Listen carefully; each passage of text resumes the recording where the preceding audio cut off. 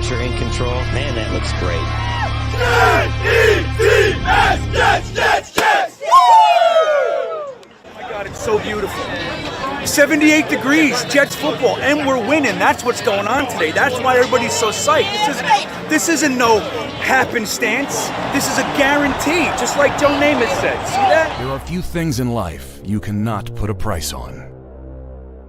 Loyalty, tradition, fierce passion. Today is a gigantic family reunion because finally, they're back.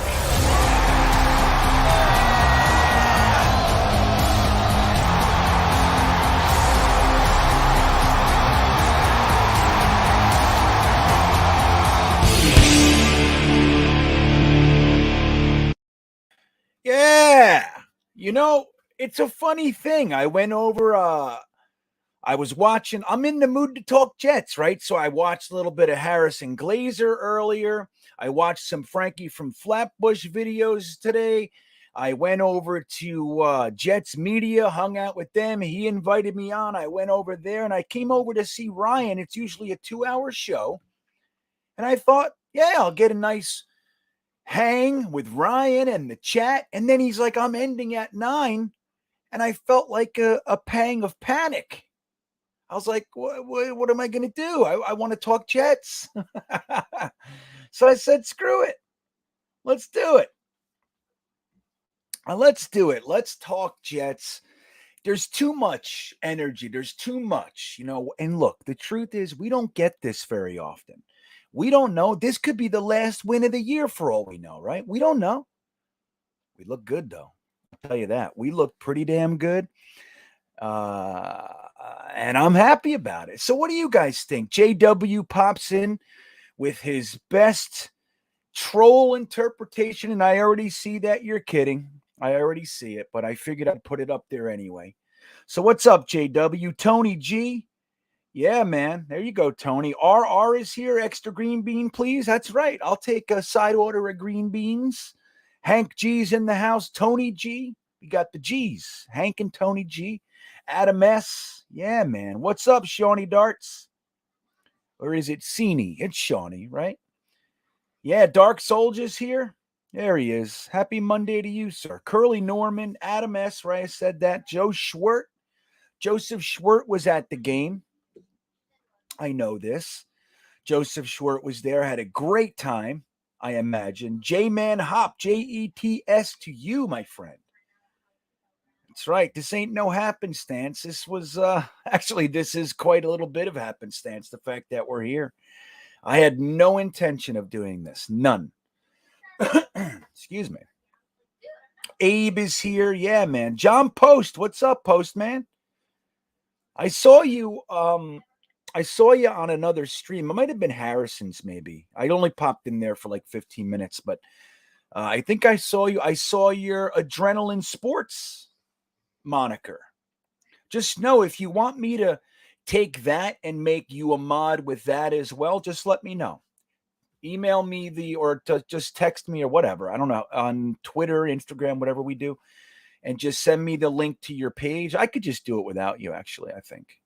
But let me know if you want to do that. This way you can use that moniker while you're hanging out with us. What do you think, John? Let me know. Rockaway Archie's here. Watu K99, my friend. What's happening? Jets, Blues, Kid Perfect. Mr. Pickle Pants. Right on. You guys are the best. Look at us. We're hanging out. This is great. So, number one, let's do this. Let's have a little fun. We're going to make a promise right now. There will be no trolling. There will be no attempting to get other people upset, but we're going to be loose and legitimately talk about all sorts of shit that, generally speaking, people would get upset about, right? Let's just talk. We're just buddies. Let's explore things, okay? Let's explore it. First, let's start with this. We got 24 hours, little more. No, less than 24 hours. We trade Marcus May or what? Would you guys do it? Would you trade let's say this. Would you trade Marcus May or Crowder or either? What do you think? Are they worth more to the team right now than maybe, let's say each one of them could get us third, each one. So would you guys do that? Keep LaFleur in the booth. Hell yeah. We'll talk about that too, J-Man. We'll do that. Yeah. Cool, John. Thank you. Go ahead, Postman. Send that to me, and then I'll make you a mod. Cool. Definitely. So, all right. Adam S. checks in and says, definitely not Crowder, but would you trade May? Isaac says, trade them both. What's up, Isaac? Trade them both. See, it's interesting, right? Tony G says yes.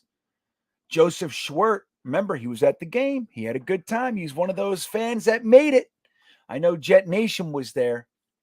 They had a good time. Joseph Schwert says, no, keep both. Sir Robin is right in there with you, Joe. He says, don't mess with any of it. Keep everyone. Just keep the team and let's build. Whoops. That makes some sense. No pain, no gain says no. J-Man says May before Crowder. For a third, right, Jets Blues. That's kind of, it's weird. That's where I am. And I want to make sure it's clear.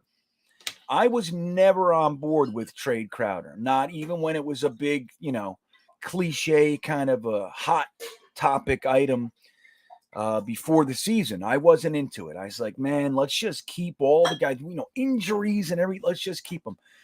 But here we are now. We have depth at wide receiver. We see some guys not getting as much playing time as maybe we'd like, and we still have more. We still have, Jeff Smith, Berrios, Vincent Smith. We still have those guys waiting on deck. So I don't know. It all depends for me.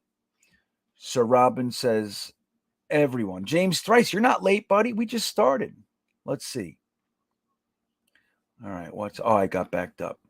Dark Soldier, trade both if we get 2 3s. Wouldn't that be crazy to walk into this draft with 4 thirds? Holy cow. Yeah, we are divided. This is the thing. Like, I was on Twitter and I popped into Jetnation earlier and I noticed that. I was like, ooh, like there's a lot of people that don't want to trade anybody right now. And there's a lot of people that want to trade one or the other. Those are the 2 guys. I also heard Foley Fadukasi, and I heard a few other guys that people were talking about maybe trading. One, and we'll get to that in a minute, is a pretty big name. I know, Adam, this is the thing with me. I honestly believe that it would be smart to walk up to Jamison Crowder. I know we already asked you to take a pay cut this year, and you did that, and we appreciate it. But I'd like to keep you around here for 2 more years at $5 million per. See if he does it. He's going to get bigger offers, though. Say $5 million per guaranteed. All of it guaranteed. Would you guys do that? I think Crowder's great, dude. I think he's undervalued. I think he's unsung in many ways. He's a fantastic receiver, man. He had that fumble yesterday, so there's that. Nobody's perfect, I suppose. But I would definitely be in favor if they said, we're going to keep Crowder. Extension 2 years. This way, hey, look, he always misses a few games every year. I don't think he's made it through one season yet in his whole career. I might be wrong about that, but I'm pretty sure. So that's one of the things that's a knock on him, is that he's kind of known to be, I guess the word is injury prone, Kid Perfect checks in and says, I would trade Marcus for a second and keep Crowder for Zach or White as more wide receiver support. Well, I think that's the crux. So look, I think it would be tough to get a second for Marcus with everything being considered, the DUI, which I haven't heard a thing about. I don't know if you guys did. Let me know. I haven't heard anything about that, but he has the DUI. Obviously, he looks like he's back from the injury, but that's another thing. Marcus May, he gets dinged up from time to time. All right. So I don't know if that's too much of a concern, though. And he looks pretty pedestrian. He's good. He's a good player. But I don't know if second round pick is at this juncture in his career. But if somebody called and said, hey, we'll give you a second for Marcus, I think you got to take it. That's my thought. And we're beat up in the safety realms. So Hank G says, May trade, yes. Crowder trade if the other team grossly overpays. Good point. So what would be grossly overpaying? A third? A second? I mean, if somebody offers you a second for Crowder, holy cow, you got to take it. Oh, that wouldn't be 4/3. It would be 3. We only have 1/3. I confused it with the seconds. There's the question, Abe. He says, okay, this is great. We trade May, but who's playing safety? We have a couple young bucks back there. We have Ashton Davis, who, I mean, talk about pedestrian. He's looked he's looked average at best. But again, he's just getting his gears going. So the story's not written on that guy. Super athletic, you know. So Adam S says May only for a third or better. Okay. So if they're like, hey, we'll give you a fourth, it's like beat it. Pound salt, buddy. Shawnee Darts, right? I think we need May more because our safeties are weak, and that's a good point. So May is really the only guy who's a sure thing that he can play back there on our whole team. We've been decimated. So, I mean, Ashton Davis is back, but again, we don't know what the deal is with him. So the argument could be made that May is more valuable than Crowder. Crowder, we still have, Corey Davis is just a tweak. He might not be back by Thursday, but he'll be back soon. Corey Davis, Keelan Cole, Denzel Mims, Elijah Moore, Berrios, Jeff Smith. So we have depth. I think Crowder's better than May, but it's interesting, right? So what else we got? Jeremy Cravat, what's up, buddy? What are you talking about? I just saw you for the first time. See how whiny people get, guys? Look at Jeremy. He's like a whiny little, what's the word I'm looking for, Jeremy? What's the word? You tell me what you are. So Dean says, what would you do? What I would do is, let's see. I think that if teams are offering thirds, let's say they're both being talked about. So teams are saying, hey, we'd be interested in acquiring Crowder, and another team says we'd be interested in acquiring May. And we're talking about thirds. Third round picks. I might say like, hey, throw in a seventh, like that kind of thing. Or like, we don't have any sixths or sevenths anymore. We gave our last sixth for Flacco. But like, so you're going to give me a third straight up for Crowder?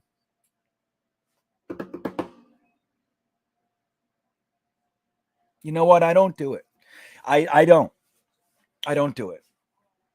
I don't trade either one. Because with May, or anybody for that matter, but just particular with May, we can tag him at the end of the year and trade him then. So the value of May playing for us while we need him can still be there for this super young defense, man. This defense is young, especially in the cornerbacks in the back there. So May is pretty valuable. You can keep him for the whole year, tag him next year, put him on the block, and get whatever you want for him next year, whatever it is, a third, a fourth. You know what I mean? So like, is May for the rest of the year and a fourth worth just a third for May now? I don't know. I think I don't do it, guys. That's what I think. Look at Jeremy, guys. Look, this is the shit I get with. I get. Wah. Yay, Jets by Jimmy. Where'd it go? I just saw him. I just saw Jets by Jimmy. Jets by Jimmy popping up out of the sand, man. It's good to see you.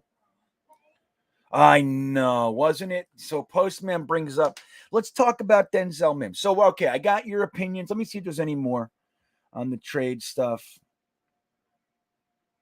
Yeah, well, dude, I know Jay Spector. I saw that. May in particular was toasted.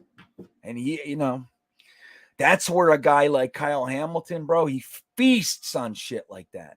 That's where like Ed Reed, Palomalu, even Ronnie Lott, like back in the day, man. Victor Green was more of a run guy, but remember Eric McMillan, Lonnie Young would feast. Remember Lonnie Young? Nobody talks about Lonnie Young. I loved Lonnie Young. So Zach says, take a third for Crowder. Don't take a fourth. I agree. I know it's been a while, Jay. It's been a while since May says, when was the last time May broke up a deep pass? And that's the thing. It's like, look, May has looked pedestrian this year. This is not like for somebody holding out for more money, he's not really making the case. And then the injury, which is not his fault, but you got to factor that in. And then the DUI stuff that he was hiding. It's not looking good. It's not looking good. Kid Perfect says late second for May, maybe. Look, I'm telling you, if somebody says we'll give you a second, let's say it's the Bucks, and they're more than likely going to be in the final four, maybe, right? Probably. So you're looking at,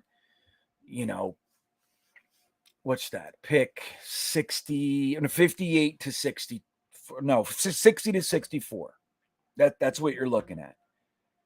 If they're going to give me pick 60 to 64, I'm telling you, I might have to take it. It's just too good. And that's the kind of stuff, it's like you can't guarantee that you're going to get that value later. So I don't know. It depends, right? I guess that's a really good point. But I don't know. I think I don't take it. I think I keep, unless it's a second. But if it's a third, I think I hold on to these guys and I just see where it is at the end of the year and I tag May and trade them then.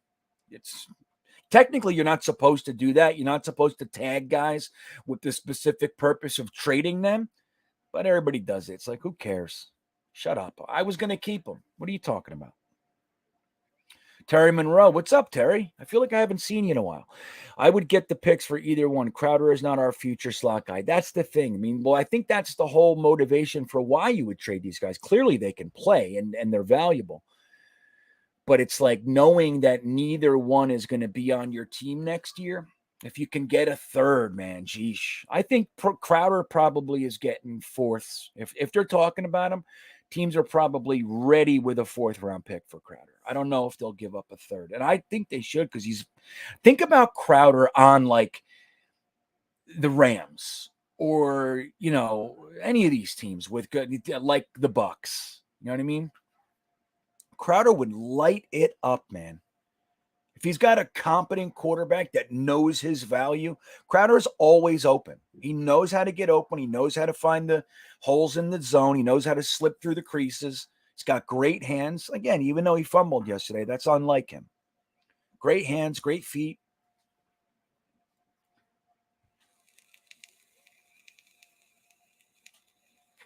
Well, here's the thing, Curly. A lot of people bring this up, right? They say if you can't get a better pick than what you'd get in compensatory pick for May, then you just keep him. The problem is we're more than likely not going to get a compensatory pick. This would be the last year that we're buyers in free agency. So the way that the compensatory system works, Curly, is that you have to lose more guys than you bring in free agency.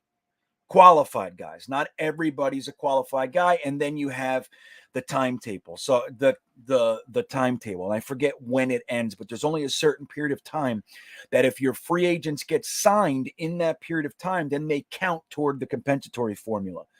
So look, a really good example is last year. We had some legitimate guys that could have gotten signed in free agency that we were letting walk. And I mean, it was possible that we could have potentially gotten a compensatory pick. But what happened is most of our guys like Poole and Jordan Jenkins, dude, they waited till after, there wasn't a mad rush to sign them. So they waited till after the window and then they all got signed. Harvey Lange, Neville Hewitt, Brian Poole, all those guys who were legit. They would have counted, but they all signed their contracts after the comp pick formula was over. So with this year, with having $70 million or whatever we're going to have in free agency, more than likely, we're going to bring in more guys than we lose. So, so let's say we lose Crowder and May. Those are really good guys to lose. They would factor in and probably count for a fourth round pick, maybe. Fourth, third, even if Marcus May left and signed a big contract, let's say he signs for $15 million, that's a third round pick. If we don't sign more guys than we lose. So let's say we lose Crowder and we lose May and we lose three more. That's five guys. If we don't bring in, let's say we bring in four, Curly. If we bring in four free agents in that time period and we lose five, we only get one comp pick. And then they have to figure out which guy it is. you'd like to believe that it's the top guy, and sometimes it will be, but that's not always the case. Weird, right? I mean, there's a lot of little intricate details. And the truth is, you want to know what's funny about this? The NFL has never released the entire breakdown of how the formula works.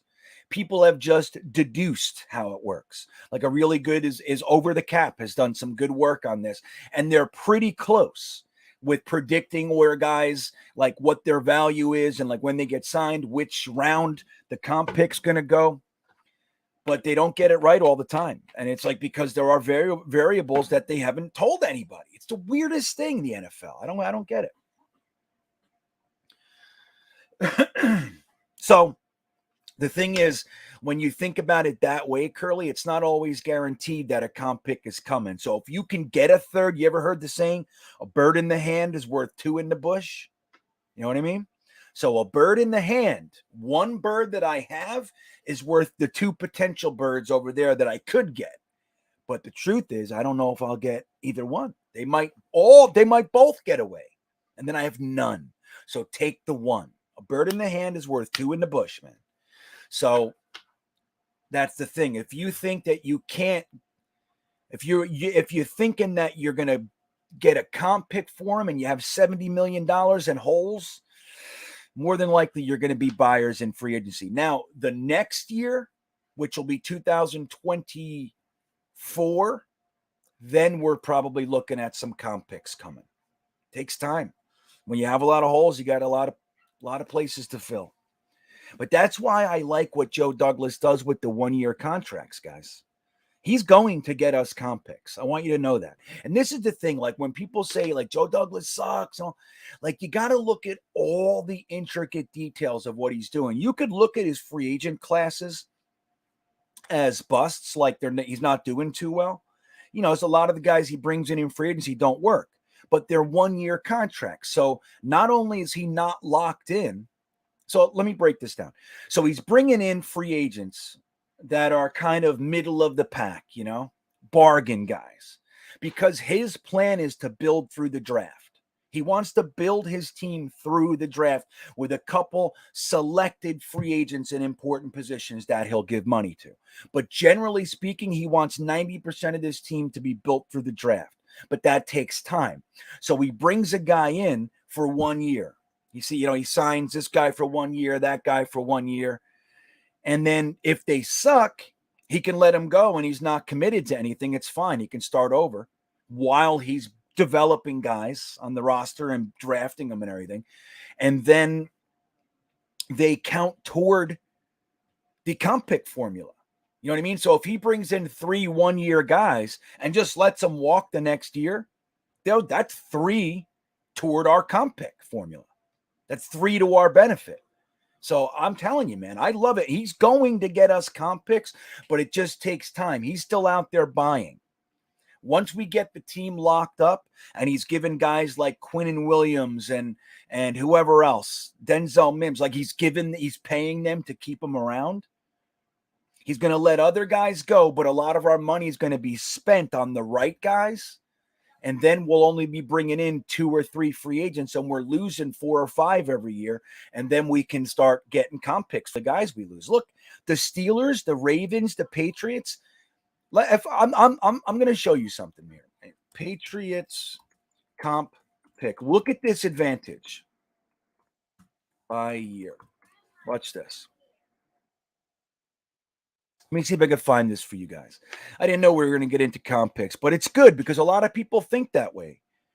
Okay, so watch this. I'm going to share my screen with you guys, and I'm going to show you the advantage that the Patriots have had every single year. Okay, watch this.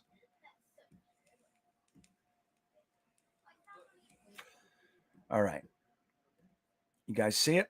Let me get that comment off. So Curly, I'm still kind of talking. I'm still talking to your question, but so look at this. This is the Patriots every year. So look at this. Now, in the meantime, we have gotten none. Okay, just about none. We had 4 in 2013, I think it was, or 2012 maybe, and then we had like 1 more since then. Every year, the Patriots get extra picks. So let's just start from 2009 right here. So look, in 2009, they had an extra third, an extra fifth, and an extra sixth. In 2010, they had an extra sixth and 3 sevenths. Okay, so 4 more picks. 2014, they had an extra fourth. Remember, these are extra picks. They're free. In 2015, they had an extra third and an extra seventh. Look at this. 2016, they've had an extra third and 3 extra sixths. Now, they're at the end of the round, so they're the worst of the third round picks, you know what I mean? But it's still a third, dude. It's still in the third round. It's before the 4th round kicks off. The 6th, it's before the 7th round kicks off. So before the end of the 6th round, he got to pick at pick 208, 214, and 221 for free. Oh, yeah, take 3 more players in the 6th. 2017, they had an extra 5th. 2018, they had an extra 4th. 2019, look at this one. 2 extra thirds. 2 extra third-round picks. We had to use 2 third-round picks to trade up to, for, what was it, 8 spots, 9 spots to get up and draft AVT. He had 2 extra thirds, an extra 6th, and an extra 7th. Oh, there should be, I want to see 2020. Hold on. Can you guys still see that?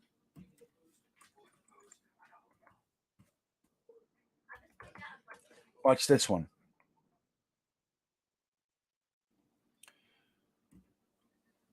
So in 2021, they had 2. You see that? So they had 2 more picks. And if we'll give third round, so they had an extra third and an extra fourth last year. Where's 2020? Here it is. Sorry. Let's see. There was one year they had 3 thirds, I think it was. 3 thirds. Yep, look. So here it is. So in 2020, New England had a third at pick 98, pick 100. So they got 2 free picks, two places away from them, each other, and then they had 2 sixths. Do you see the advantage of that? So that's the thing. Like, meanwhile, the Jets are out there giving money to Tremaine Johnson and buying Darryl Roberts and all these guys. That's what we've been doing. And like when people yell that, Joe Douglas sucks and he should be doing this, he didn't spend money on this.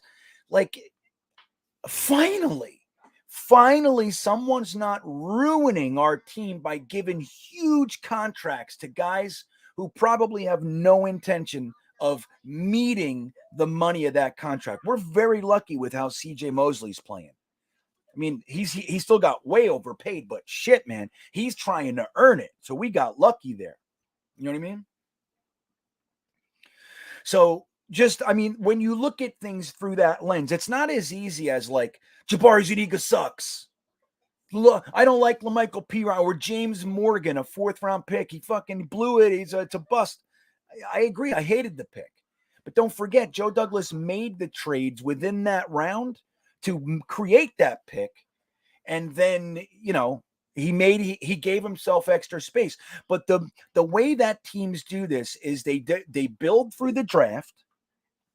And then when players are ready to get paid, if they're not core players, you let them walk. And Jets fans are all mad about Marcus May. We don't take care. Let him walk, man. When the guy wants $15 million and he's an average player, let him walk. Just like the Steelers do, just like the Niners do, just like the Ravens and the New England Patriots. They let these guys walk. Why? Because they're getting free picks. Think about that, dude. We just went from 2009 all the way to 2021. The worst that they've done with comp picks is 1. They've always had an extra pick the entire time. It's crazy. So this is the thing, like trying to get ourselves there, building through the draft, keeping guys in the pipeline. So when a guy wants to leave, you have another guy developing behind him and all that that takes a long time. But once it happens every year, so every team gets 7 picks. at the beginning of the year. Every team starts with 7. If you get 2 more, that's 9. So if you're adding 2 or 2 to 4, 1 to, you can have 11 picks every, like we freak out when Joe has 10. The Jets have 10 picks. We're like, this is fucking great. Look what he did. The Patriots have 10, 11, 12 every year. Every year. It's incredible. Isn't it? When you think about it like that, it's fucking nuts. And here we are freaking out that our GM should be, he has money, spend it. It's like, yeah, I hear you. But let's just slowly build this team through the draft. Bring in guys just to hold the fort while we're building through the draft and fill the holes. And like you said, you can get a Carl Lawson, you can get a Corey Davis, do that kind of stuff. But don't go out there and blow the wad because, number one, you don't want to be locked into guys. Number two, because you want the comp pick thing to start kicking in. But it looks like, Curly, it looks like we're not going to have the ability to get comp picks this year. It looks like we're probably going to be buyers again. We don't know that. I'll tell you what, though, we're not getting any comp picks for 2022's draft. This would be for 2023. 2022, I kept up with the math the whole time. We lost less guys than we brought in. Like I said, we had some guys that did look good. I said, if Poole got signed and Jordan Jenkins and Harvey Lange and Neville Hugh, if Peanut, all these guys, if they would have went out there and got signed right away, hell yeah, we had a real shot. But fucking all of them, it was like the worst. I was watching like, come on, somebody sign these guys. But they all got signed, but after the fact. Even like Avery Williamson. Oh, we ended up trading Avery Williamson. But anyway, so we didn't get any last year. So that's what applies to 2022.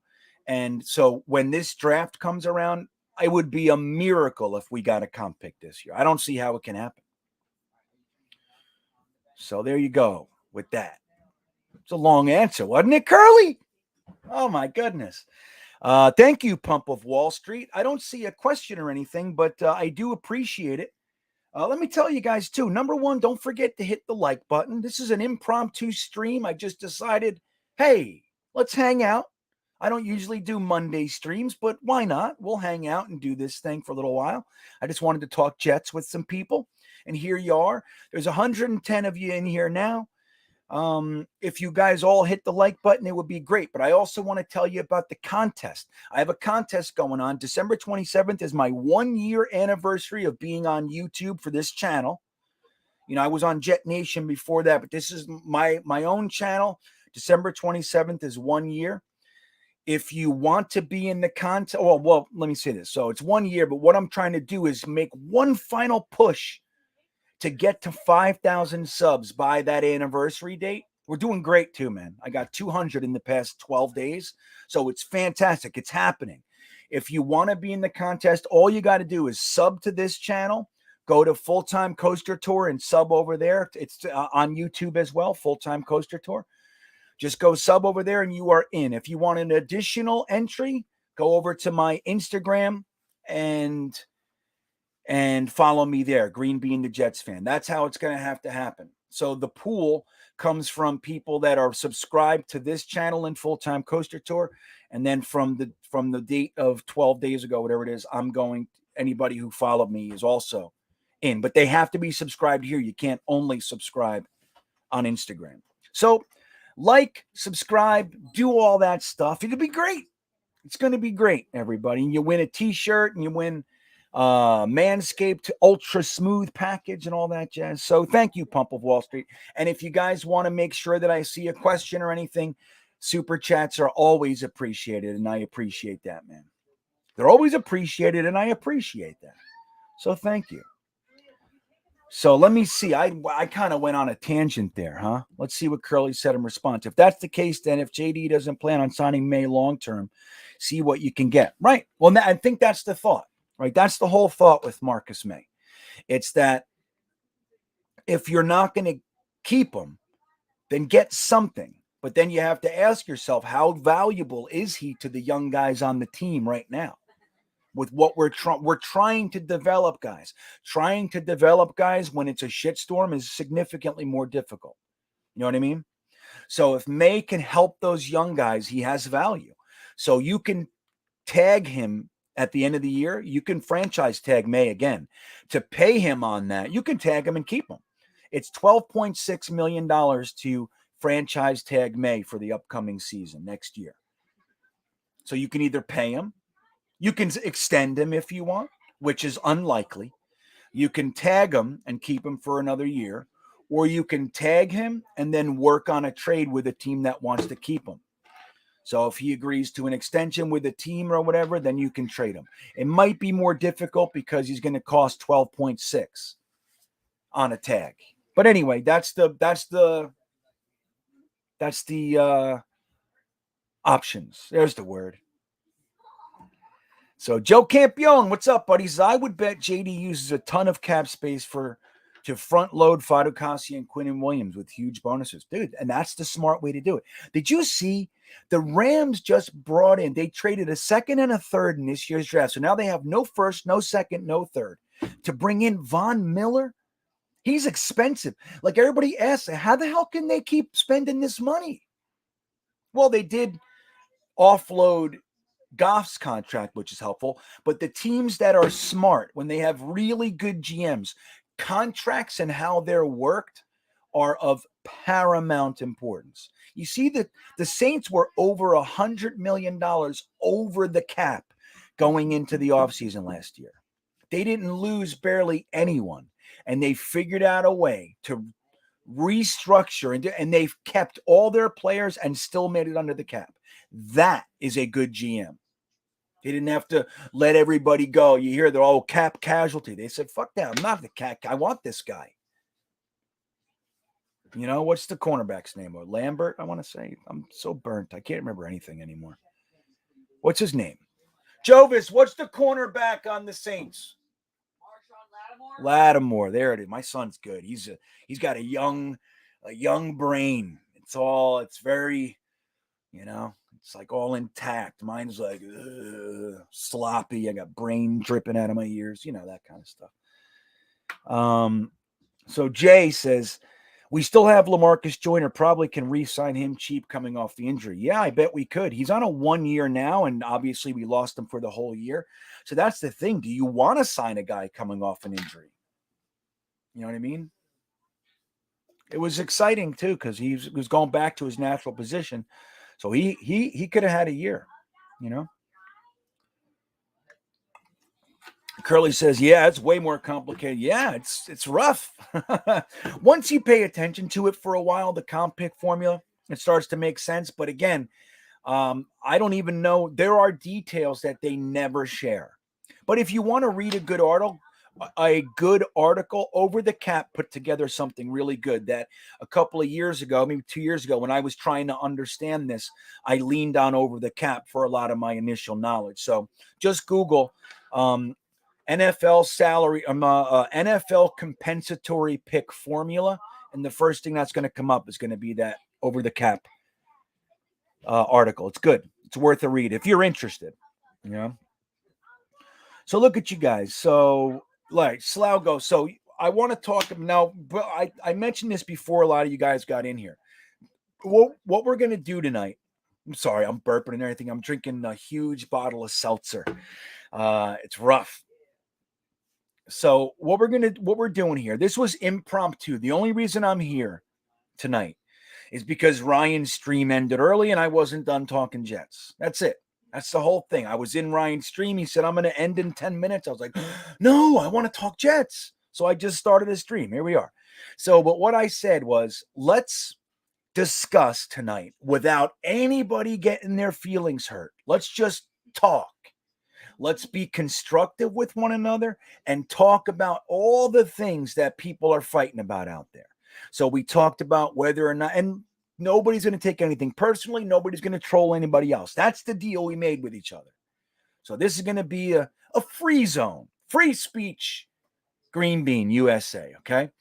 So we're not going to try to bug anybody or piss them off or all that. So we're going to be able to talk about more difficult subjects tonight without getting our feelings hurt, right? Just talk. So Marcus May, we talked about the potential to trade Marcus May and Jamison Crowder and what that would look like and will be doing. I think the majority was leaning more toward being willing to trade May than we were Crowder. And it seems like anything below a third for either is off the table. So that's kind of where we are. And I think pretty much the consensus was if somebody offers a second for either, you got to take it, right? That's kind of where we are. Not everybody, but it seemed like that was the consensus, at least the majority. Let me say that. So the other thing I wanted to throw out there is this.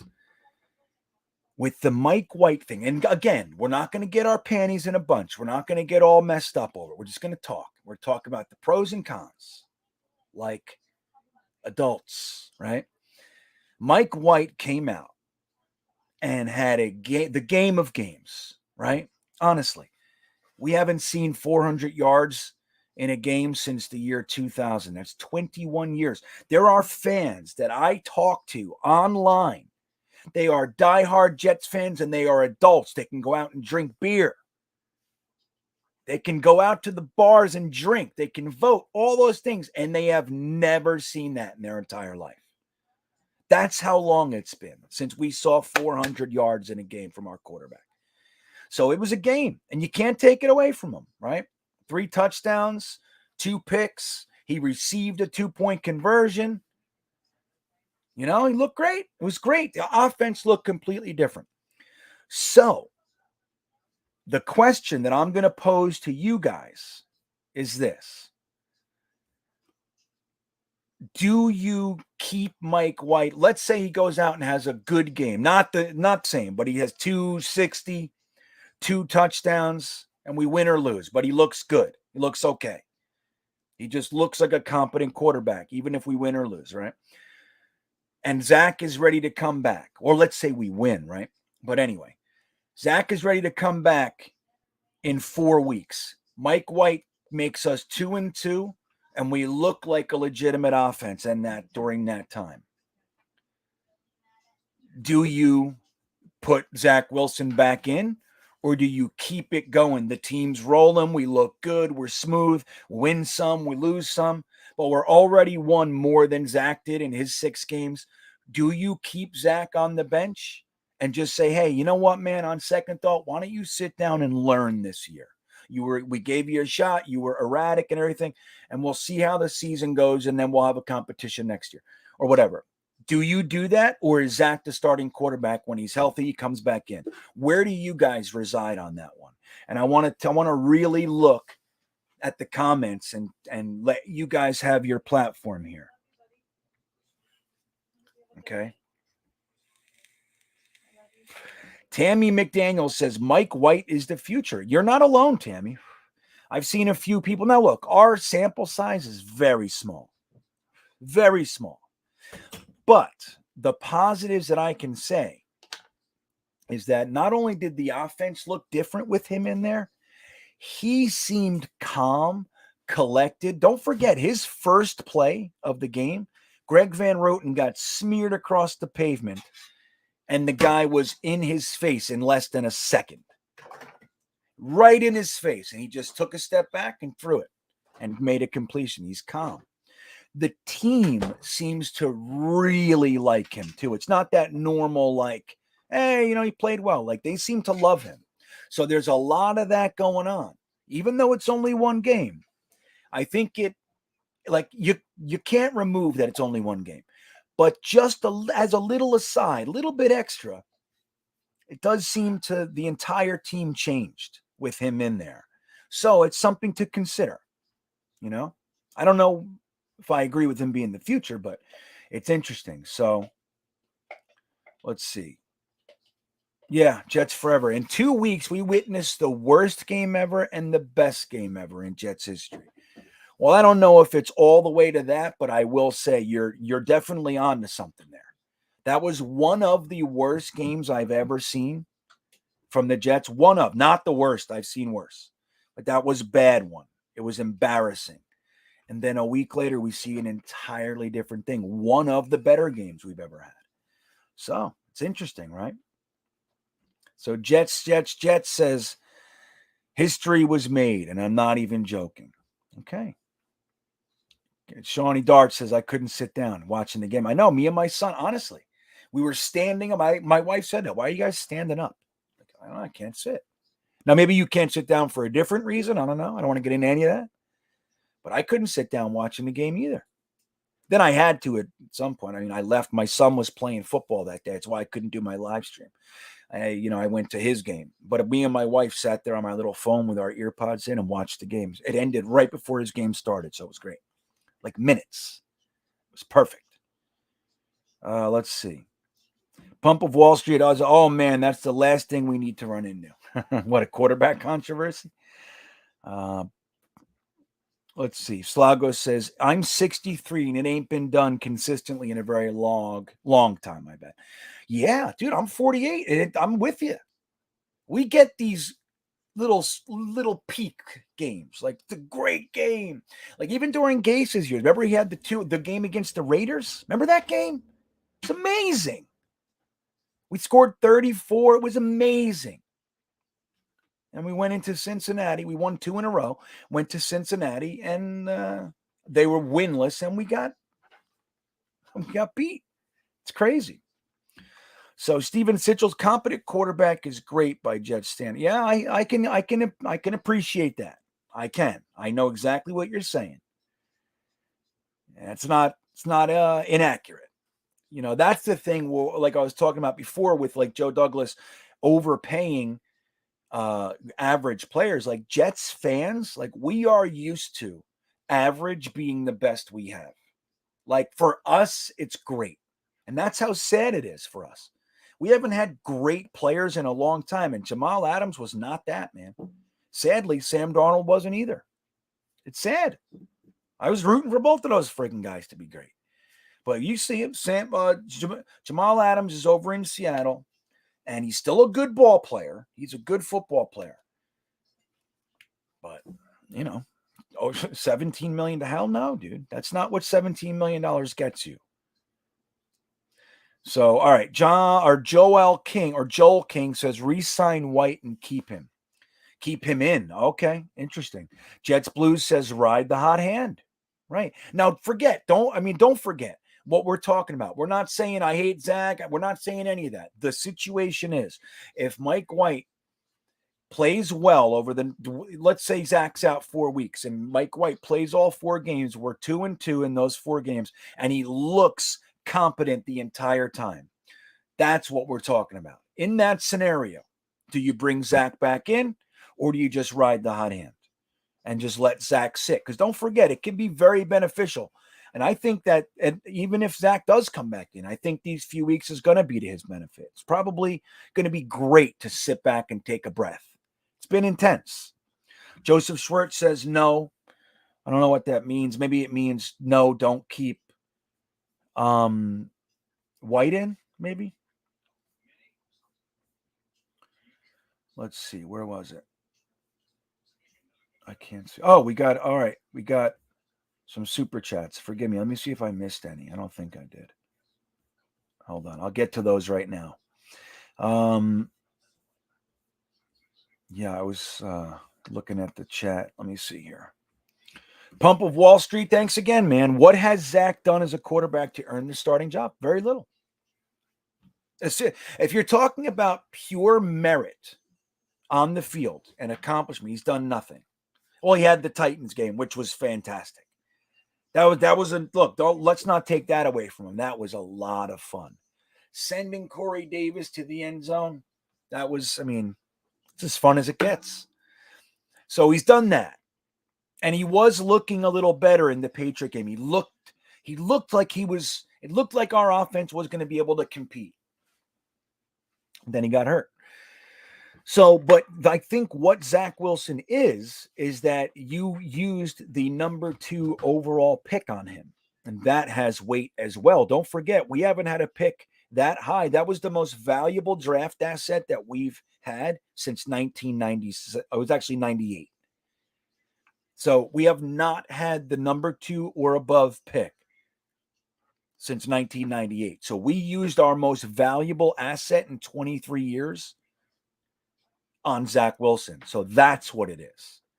And we, like, look at what we could have, if we knew let's say we thought Mike White was our starter. We could have traded that pick and got 3-4 more first, all kinds of shit. Or we could have taken Jamar Chase or Kyle Pitts so that's what it is. It's like we've committed. You know what I mean, Pump? So it's not that he's done anything on the field yet, very little. But it's what we've devoted to him asset-wise that you believe he will be that. You know damn well he's going to have a rough go at the beginning. Maybe not this rough, but I think that's what it is. It's not that he has accomplished anything, but he's young. You're not really expecting him to accomplish anything legit. But that's why Mike White's game is so special, because nobody expected him to do that. A little bit me, but I can't lie and say I thought that was going to happen. I was just holding on to some hope. You know what I mean? That's what I was really doing. I don't really know anything. And obviously the Jets, because they didn't keep a vet quarterback on the active roster. So clearly they believed in him, but I don't think there was one Jets fan or anybody else who legitimately thought Mike White is going to come in and lead the Jets past the 5-2 Bengals. It's not real. And now, look, you guys know, I talked to thousands of Jets fans. Not one person, unless they just said something like, I hope Mike White does this or that. Yeah. Or like, I'm telling you, it's a trap game. Yeah. That kind of stuff. Yes. There was a little bit of that. But nobody thought Mike White was going to come in and look like he did and throw for 400 fucking yards. You know what I mean? Nobody. So I think that's the kind of thing. But it's a good point, and that's what a lot of people are saying. Like, if Mike White is competing and winning, Zach Wilson hasn't done anything to motivate you to pull that guy out. But Zach Wilson is the guy that you believe is the long-term answer, then yeah, man, you want to get him back out there. So that's why this question is so interesting to me. All right, let me back it up a little bit. Oh, there was another one. I'm just getting the super chats and I'll back it up. New York Punter, thank you for the super chat. He just says, "Hey, Bob's mom." I don't know if I'm supposed to know what that is. Bob's mom. Does anybody know? What's Bob's mom? I'm thinking. I can't, Punter. I don't know. Bob's mom.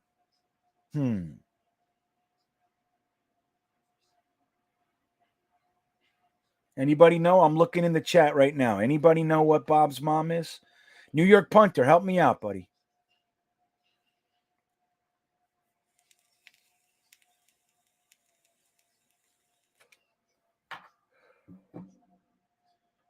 Nobody knows.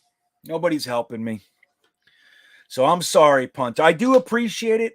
I'm going to scan the chat. So if you want to tell me what it is, let me know. Is it Gitmo Bob's mom? Maybe that's what it is. Is it Gitmo Bob's mom? New York Punter, are you Gitmo Bob's mom? That'd be cool, wouldn't it? Chat Life. Hey, what's up? Amato, what's up, buddy? He says he don't know either. Huh. Nobody knows. All right. Well, hey, thank you anyway, Punter. I appreciate it. That was funny, Brad. That was a good answer. Brad Finkelstein says maybe it's Gitmo Bob's mom. See? That's all right. That's good. Good deduction. That was nice. So Slaugo says, Bean, your White Brady video was a sign. Yeah, maybe. You know what? Can I tell you guys a secret? Let me tell you guys. I'm gonna open up for you right now a little bit. When I made the video, I was thinking about not making it, and I just wanted to have some fun, but I knew it was going to be people were going to get mad at me, and I just said, okay, am I willing to do that? Because I don't like when people are mad at me. It happens all the time, and I always hate it. Doesn't bother me, but of course, I want you guys to like me. All right. So when I made it, I said to my wife, I feel like this video is kind of clickbaity. I don't like to be clickbaity. I mean, I want the titles in the video to attract people. Obviously, I want viewers, but I don't want to be clickbaity. Like, look at this lady's head smashed, and then it's a video about ducks. Like, I don't want to do that stuff. I want my video to be about what it's about. But I said to my wife, I said, I think this could be considered clickbait. And she's like, is it? And she kind of talked me through. I said, no, not really. But that was my thought. And then the first wave of comments was like, you're an idiot. Really, that's what it was. You're so stupid. And we had other fans from other teams saying, Jets fans are losers. You guys, blah, blah, blah. All that kind of stuff came through. Very little support for the Mike White situation being a parallel to Tom Brady. It's a lot of similarities. That's all I was saying. Okay. But I thought it might be clickbaity, and I did it anyway. And then everybody was like,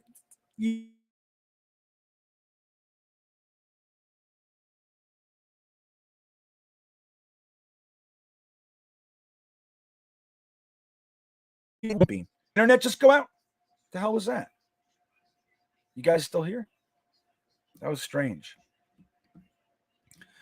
But it's funny because now that I made the video and everybody laughed at me for 2 days, then Mike White goes out and does that, and everybody's apologizing. It's funny. But that was my initial thought. I almost didn't even make it because I was like, I don't want to rope people in. That's what it felt like to me. I don't want to do that shit. But I did it because we decided that it wasn't that. And then everybody laughed at me, and I was like, oh, see, I shouldn't have made it. And then everything, I'm so glad I did, Slaugo, because now everybody's like, holy shit, look at you. You were talking about it. I was the only one, right? So anyway, there it is. All right, let me back it up and see what you guys are seeing. So Jet Life 45 says, without a doubt. Or maybe he's talking about, I don't know. Let me see. That's for a conversation they're having.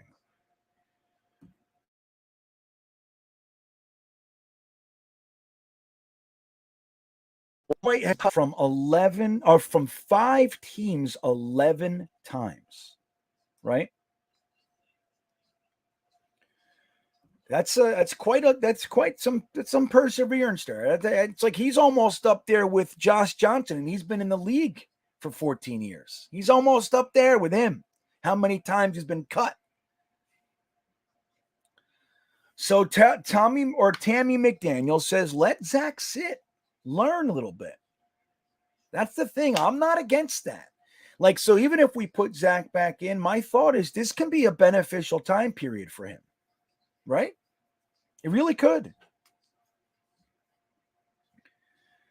It's like, just stop the onslaught of pressure and all that sort of stuff and just take a breather. But the thing that concerns me is that if Mike White is successful, even if he's just on a competence level, and we take him out for Zach, and Zach comes in and plays like he did all year, people are going to be, you know how it gets. It's going to be ugly. Let's see. Slaugo says, think about that. Bean does a video mentioning White and Brady, and White plays his ass off. What the fuck? Yeah, so maybe I should make another one. Now you got me thinking with my superstitious helmet on. All right, let me see what you guys are saying. So Joe Malone says, Zach is a rookie. He has so much potential, just needs to put together. And that's exactly right, Joe. That's the thing. So what was asked before by Pump of Wall Street, it's like, when you look at it just on the surface level, no, Mike White has already superseded anything that Zach has done. It's more, he's done more, So, but it's not about that. At least one game. If he does 4 games, let's say he comes out 4 games, one of them against Buffalo, I don't think you can take him out. That's going to be tough. So Christopher Moran says, even if Mike White plays well again, he will eventually come down to earth. He did not have a throw over 15 yards in the air and Bengals played a soft zone, Zach Wilson can re-win the job like at BYU. That's the point. See, like there's a difference between somebody who's managing the game and like, throwing the checkdowns and the screens and all that, and the playmakers make plays. There's a difference between that and somebody who could legitimately make every throw down the field with accuracy.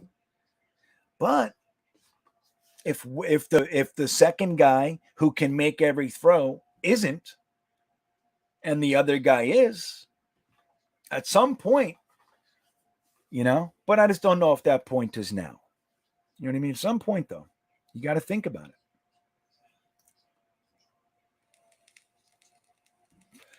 it. Shawnee Dart says, if we lose to Miami, Zach Wilson is back in versus the Texans. When do we play Miami? I know I'm going to the Miami game down in Florida. I got to hook up with some dudes. I got to hook up with some guys down there. Slago says, Mike White is the next Beatty. Ask Bean. Oh, yeah. Daniel Yanez says, Becton is teasing his return, maybe Thursday. I don't know. I doubt it. I heard today people were talking about Becton being gone for the season. I freaked out. I looked everywhere. I'm like, what do you mean? Why didn't hear anything? So I don't know where that story came from. But, Yeah,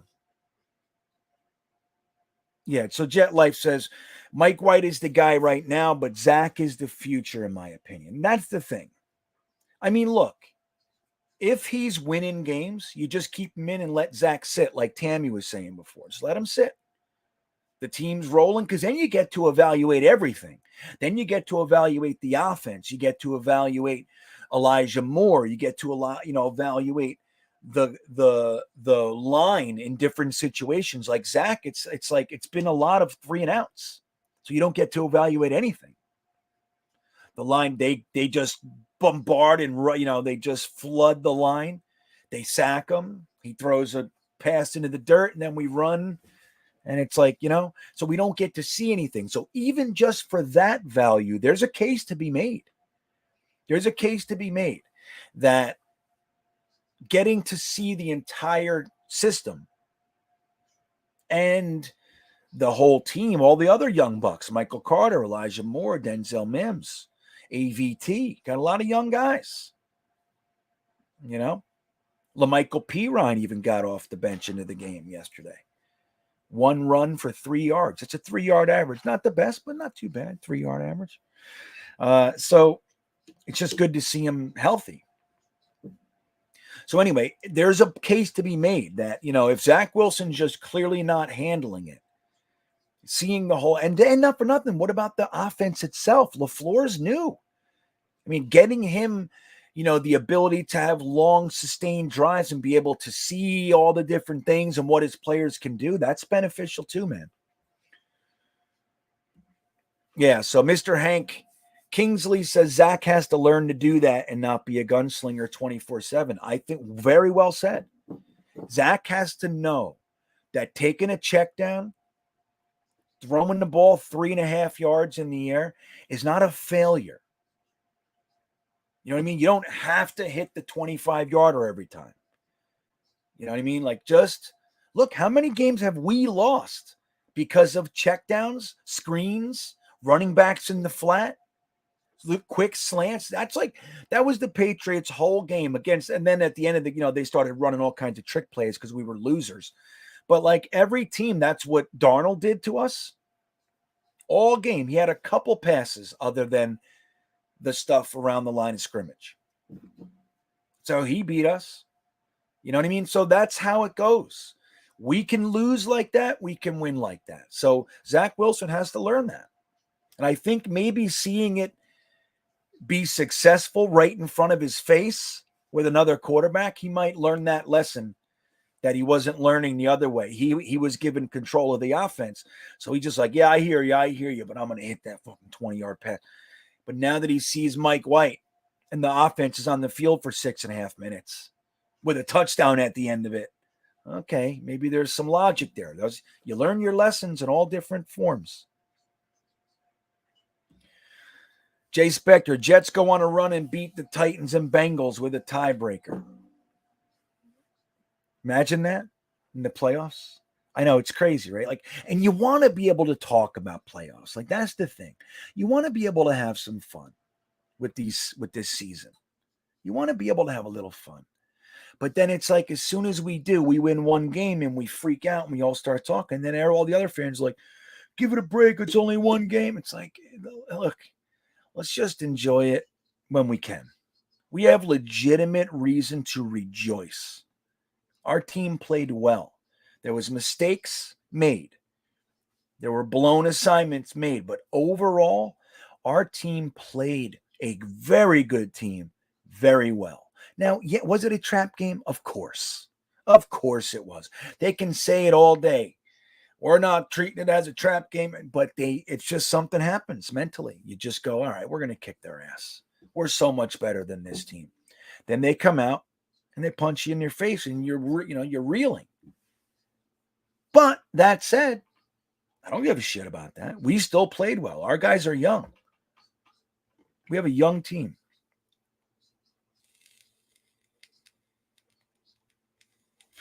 Ooh, this is a good one, B-Trav. This is good. In 1996, Glenn Foley relieved Neil O'Donnell versus the Patriots at halftime. Comeback win at Giant Stadium. We thought he would be our Marino. Reminded me of the game yesterday. I was 30 that time.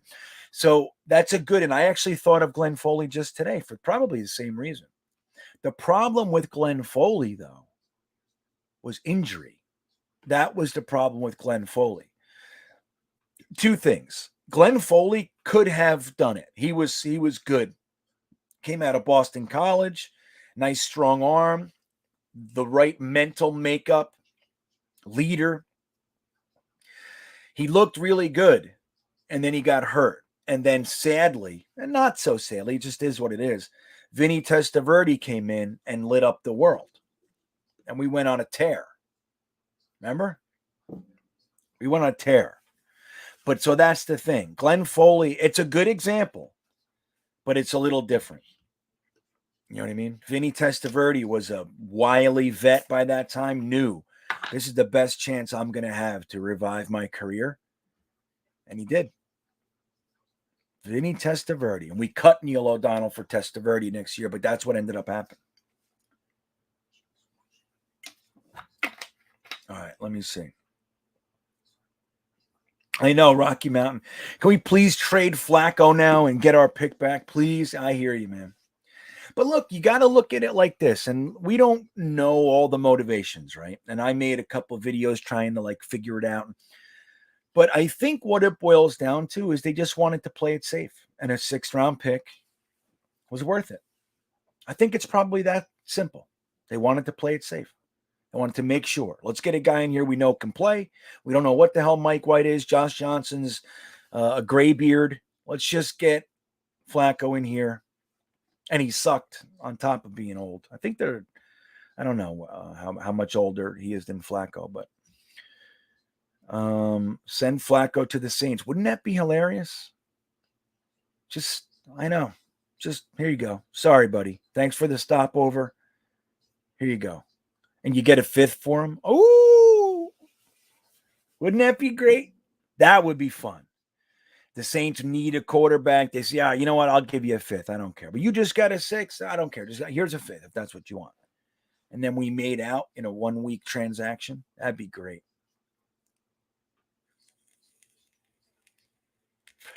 I know, Joe. He says the best thing in the world when Foley got hurt. I mean, when you look at what happened for us, yes.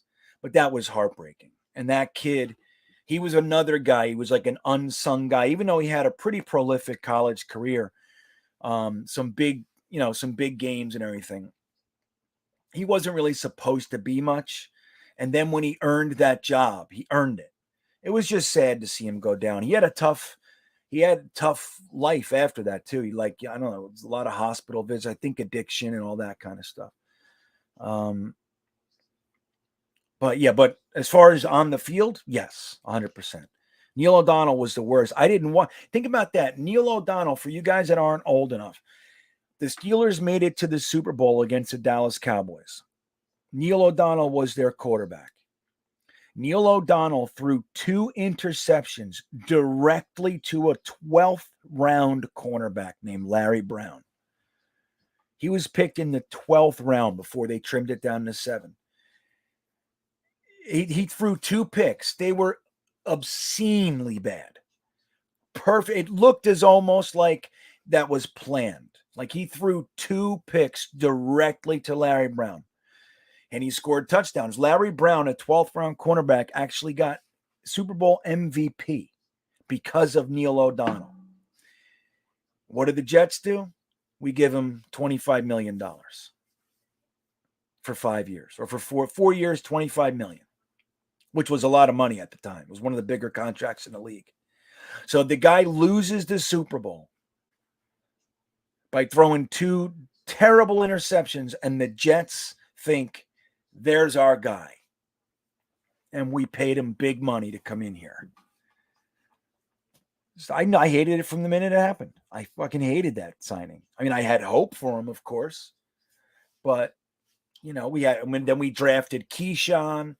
So we had, I knew it. I was like, this guy's a loser. Even though he was from Morris Plains, where we were, I lived in Parsippany at the time, but I used to work in Morris Plains. So I was like, he was from there. Was a lot of happy people. Hey, Neil O'Donnell's coming home. But as far as the Jets, I was like, this is going to suck. Think about that. He lost the Super Bowl from throwing 2 picks directly to the cornerback who got MVP because of it. And that's the guy we go and get. Fucking terrible. Right, isn't it? Neil did suck, Tammy. Neil sucked. He's a good guy, I'm sure. Jet Life says, I hated Neil O'Donnell just as much as I hated Kerry Collins and the Giants. Remember Kerry Collins, man, in the Super Bowl against the Ravens? I think that was him, right? Wasn't it? I think it was Kerry Collins. He looked pretty good that year. He got in the Super Bowl. First snap back to pass. I think it was Collins. First snap, he had happy feet. It's crazy. He was terrified. This defense, they were like, we're going to kill you. And he shit his pants, and they got blown out.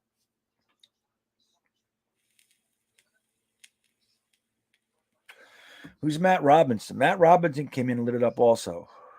I don't know who Matt Robinson is. I don't remember that. When is that, Jay? I don't remember that. Yeah.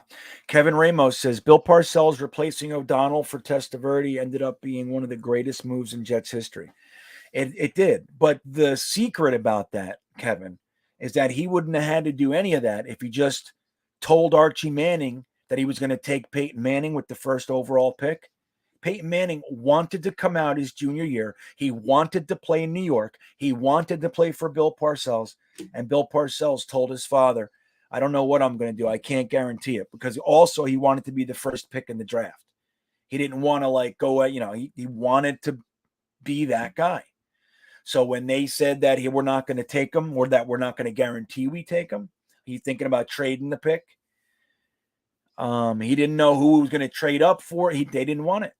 So they stayed in college. He stayed in college the extra year, and he went to the Colts. We know what happened there. So that's the thing. Like Bill Parcells always figured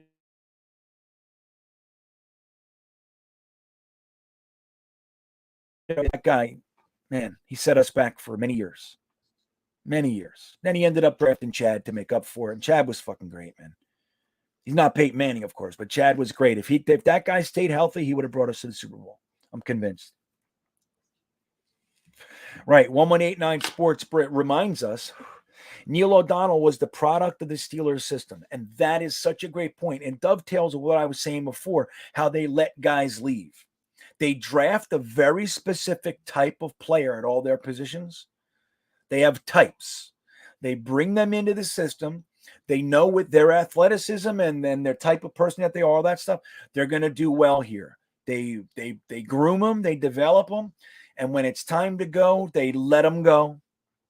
Most of the time. They do keep key players, of course, but they let most of their guys go, and then they get the comp picks.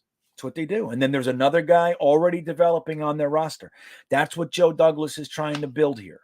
So it's going to take a little while. We've been bad for a long time. These cupboards were bare. I mean, look, we have 5 players, right? Who do we have? Quinnen Williams, Foley Fatukasi, Nathan Shepard. 3 defensive linemen from MAC. Marcus May, Chuma Edoga. Blake Cashman, 6. Is there anybody I'm missing? 6 players from 5 years of drafting, including all of his first-round picks. Joe Douglas was so smart to just get in here. He gave it 1 year. Let me look at this shit. And then he said, I don't want any of these guys. I'm gonna get rid of these guys while they still have value, max value in Jamal Adams' case. I'm going to get rid of these guys while they have value because I already know I don't want them. They're not building blocks. And he traded them all. It's great. And Joe Douglas gave us an additional draft class worth of extra capital in the draft. And an entire class for free. Not for free, obviously, but you know what I mean. So that's the thing. When people say he doesn't keep his own and all, dude, thank God. Thank God. All right, so I'm going to wrap this up in a minute. This was cool, man. I'm glad you guys came out to play. This was good. Like I said, I just wanted to continue to talk Jets. I wasn't done, you know. So Joe says, "Yeah, GreenBean, that Morgan pick still burns me up." But isn't it funny? I hate it too. I'm with you. But we're talking about a 4th-round pick, one of 3 that he had that year. 2 of them are still on the team now. Cam Clark is injured and LaMichael Pirine hasn't done much yet, but he will. I'm totally convinced. Totally convinced. And again, I'm not saying he's going to be the next great back. I'm saying he's a good role player. Bilal Powell type of level. Bilal Powell was great for this team. Leon Washington, that type of impact. Not that he's the same player as those guys. But we're complaining about a 4th-round pick, Joe. You know what I mean? His first was Becton. We'll see how that goes. Becton's a fucking stud. Pardon my French. I just started cursing all of a sudden. Sorry.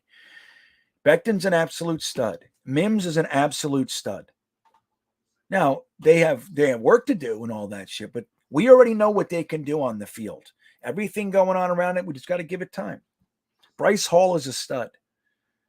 Jabari Zuniga, I'm so glad he got his first sack yesterday because people are crazy with this guy. They never even watched him for 2 seconds, and he's a bust. He's not a bust. He's a solid player, man. Let's see what he can do. Yesterday was his first game. He got a sack and forced fumble. Not a bad start, right? Don't forget, last year in the games that he played predominantly, they had him at outside linebacker. He's not an outside linebacker. He's a hand-in-the-dirt defensive end. He's big, strong. But anyway, so he has potential. Then you got Bryce Huff, Javelin Guidry, all these guys. They're all playing. Bryce Huff's hurt too. Braden Mann, good punter. You know what I mean? So anyway, saying that's a very good draft class. Like that's the shit, Joe, that we're usually talking about with our firsts and seconds. Like how did they take Darren Lee? They took a safety over a quarterback. What the fuck is going on? Like that sort of stuff.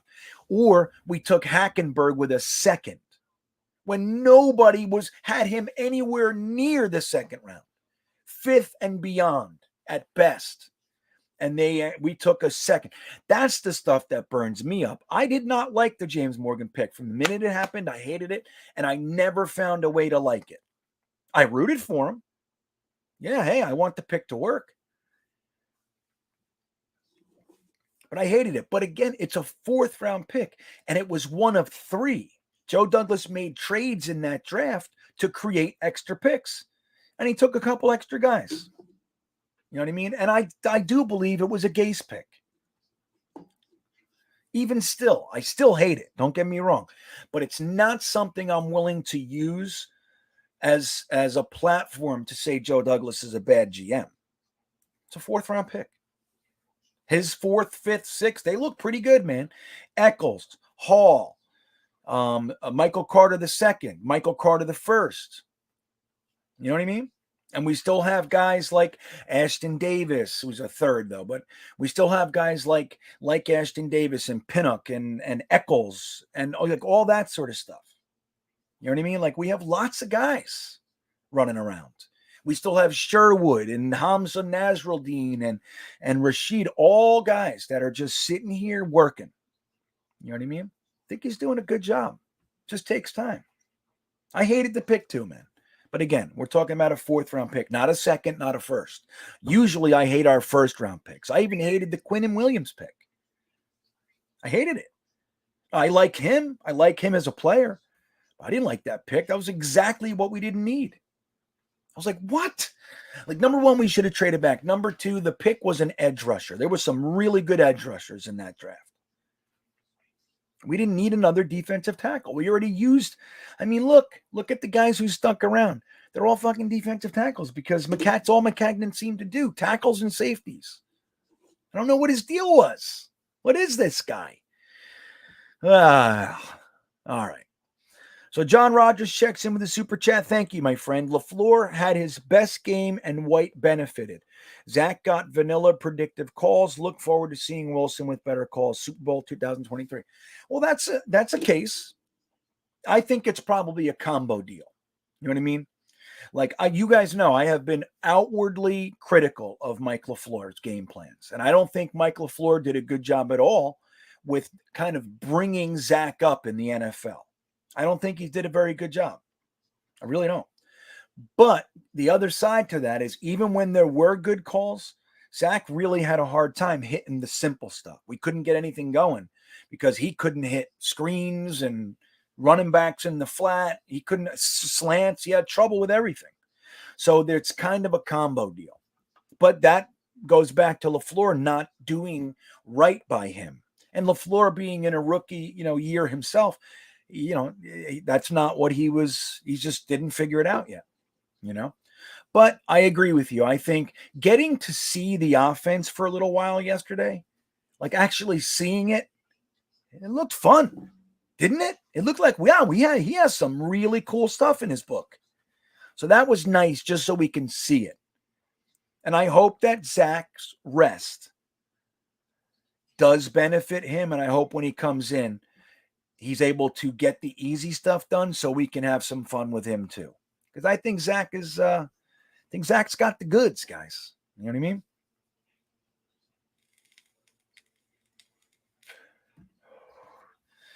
Thanks, John. Look, John Nolte says, damn, I didn't know you were doing this, GreenBean. I was eating my crow sandwich. Yeah, he's one of the guys who came back and apologized to me for being mean. You were mean.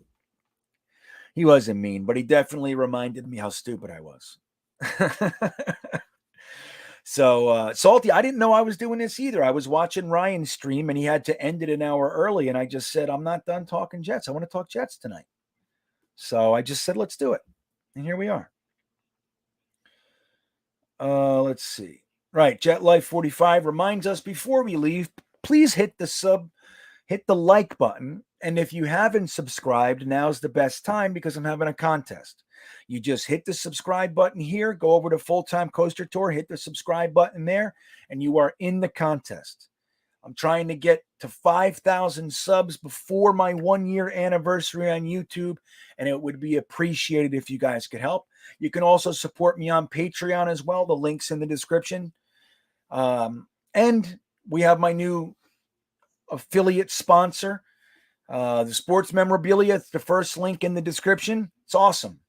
The best stuff. Click on that link. If you buy anything through there, you spend more than $50, you get free shipping, and there's all kinds of awesome Jet shit. There's stuff for all your sports fan friends. So Christmas time's coming. It'd be great if you use that link to get some gifts. Good stuff. I'm probably going to buy that Sack Exchange helmet. I got to see how it goes, but I've been eyeballing it. There's a helmet there signed by the entire Sack Exchange. Yeah, man, that's the kind of shit I want. That's my stuff. So don't forget to do that stuff to support the channel. It's greatly appreciated. Yeah, this was fun, guys. I had a good time with you guys. Who's that? GM Island Empire.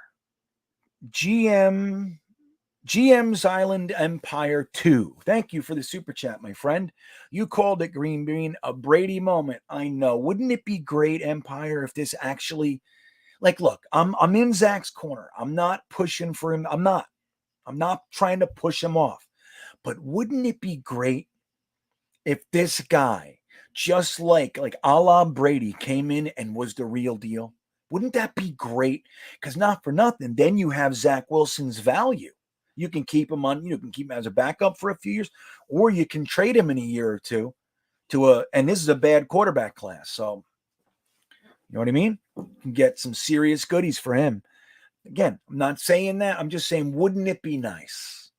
I think it's going to be Zach. That's our guy. But it would really be nice if this guy was Brady. You know, he's 26, so it's a little older, but I don't care, man. But yeah, man, thank you, Slago. And thanks to everybody else in the chat. I appreciate your time. This was good, man. You helped me out. I feel satisfied. I am satisfied with my daily Jets talk. And I'm going to go lay down with my wife if she's not sleeping already. Maybe watch some American Horror Story. Oh, we just finished that. I got to watch a new show. So anyway, guys, thank you for popping in.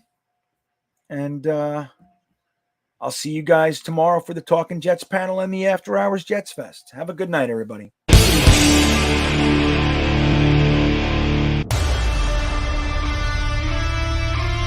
with high pressure in control. Man, that looks great.